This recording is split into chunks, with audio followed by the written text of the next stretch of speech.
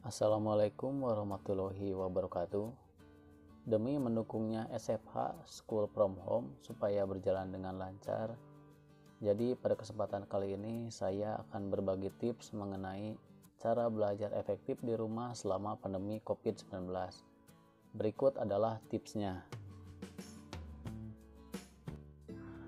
Cara belajar efektif di rumah selama pandemi COVID-19 yang pertama yaitu tentukan waktu. Buat schedule yang mirip seperti di sekolah, tidak perlu sama persis. Misalnya dengan menerapkan waktu belajar dari pukul 8.00 sampai dengan pukul 13.00. Lalu selama 5 jam belajar itu bagikan lagi berapa lama durasi belajar untuk mata pelajaran yang berbeda. Dan jangan lupa waktu istirahat. Nah, ini contohnya seperti ini. Misalkan dari pukul 8 sampai dengan pukul 9 mata pelajaran IPA. Kemudian dari pukul 9 sampai 9.30 istirahat. Dari 9.30 sampai 10.30 mata pelajaran IPS. Kemudian dari 10.30 sampai dengan 12.00 bahasa Indonesia dan seterusnya. Nah, dengan menentukan waktu seperti ini, jadwal belajar kamu akan lebih terfokus dan kamu pun jadi tidak ketinggalan pelajaran. Nah, lanjut yang kedua yaitu rapihkan meja belajar. Setelah menentukan waktu, cara selanjutnya ialah dengan merapikan meja belajar. Nah, bagaimana kamu mau rajin dan semangat kalau meja belajar kamu berantakan?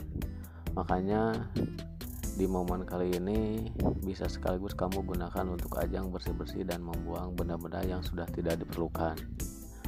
Pastikan meja belajar kamu cukup luas dan lenggang supaya kamu bisa belajar dan berkreasi dengan bebas. Sediakan juga tempat sampah di dekat meja belajar. Terakhir, supaya ada sedikit penyejuk, kamu bisa meletakkan tanaman hias atau akuarium kecil. Lanjut yang ketiga, cari tahu cara belajar yang sesuai. Cara belajar tiap orang itu berbeda-beda. Ada yang senang belajar sambil mendengar musik, ada yang butuh ketenangan, ada pula yang senang sambil ngemil. Nah, mencari tahu belajar yang sesuai dengan kamu ini bisa menghindari kamu dari kantuk atau rasa malas yang menyerang. Dengan bersantai dan rileks, belajar pun bisa jadi lebih efektif.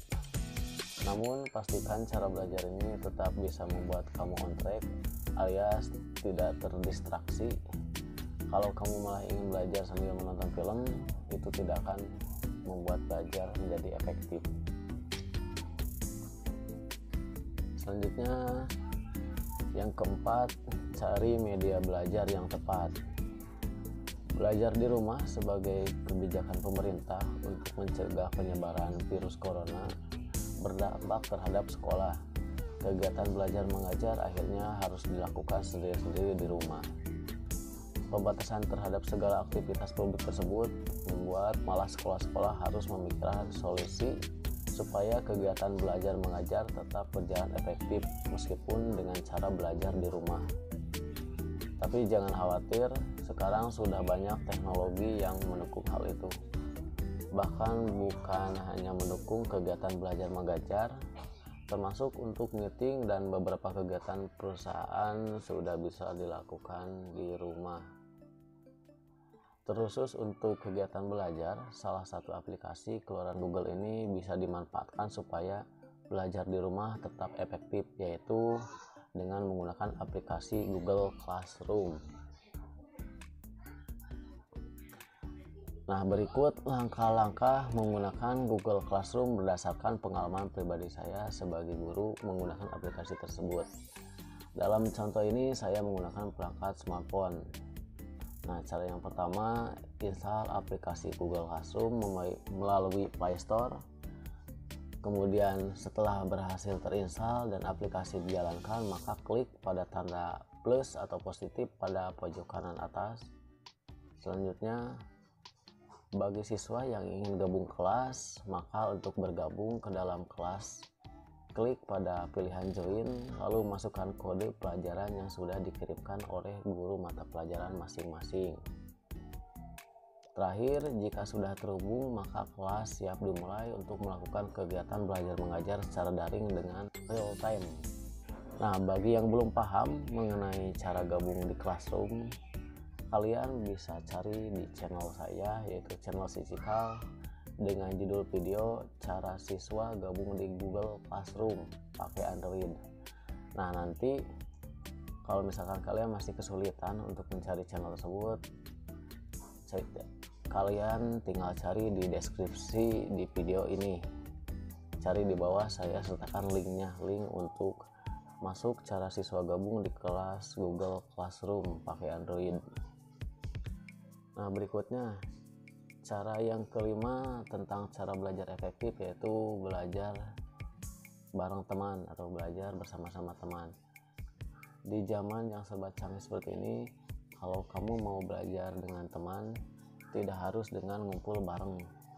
Kamu bisa memanfaatkan beragam aplikasi untuk video call.